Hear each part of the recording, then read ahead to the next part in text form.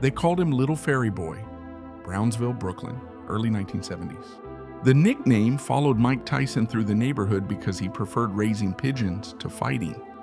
He was small, quiet, easy to target. Then, when Mike was 10, an older boy grabbed one of his pigeons, tore its head off, and laughed.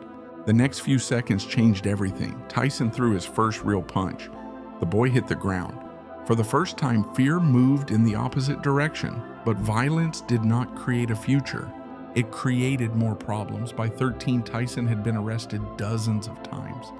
Petty theft, street fights, robberies. His path looked predictable. Another kid from Brownsville heading toward prison. Then came trying school for boys in upstate New York. Most people saw a juvenile detention center. Tyson met a boxing trainer named Bobby Stewart. Stewart saw something different. Raw speed, explosive power.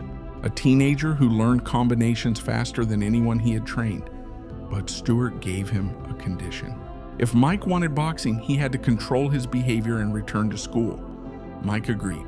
Stewart eventually introduced him to Cus D'Amato in Catskill, New York. That decision changed everything. Cus did not just teach punches, he taught discipline, rhythm, and the psychology of fear. Tyson moved into Cus's home. He watched old fight tapes for hours, shadowboxed in silence. Ran before sunrise while most teenagers slept. By 1985, at 19 years old, he turned professional. The rise was violent and fast, knockout after knockout. Then, in November 1986, he defeated Trevor Berbick and became the youngest heavyweight champion in boxing history at 20 years and 4 months. The underdog had reached the summit, then he fell even harder. Cus D'Amato died in 1985. Years later came divorce, legal battles, prison, financial collapse, and public humiliation. The man once considered unbeatable became a warning story. For many people, that was the real ending. A champion destroyed by his own success, but Tyson kept moving.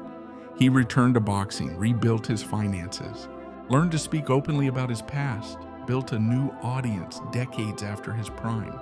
The fearsome heavyweight became something nobody expected, a man willing to examine his own destruction in public. And the strange detail that survived every version of Mike Tyson's life was a pigeon. The first thing he ever loved, the thing people mocked him for, the thing that proved his story was never about becoming fearless. It was about protecting something fragile in a world that taught him only how to fight.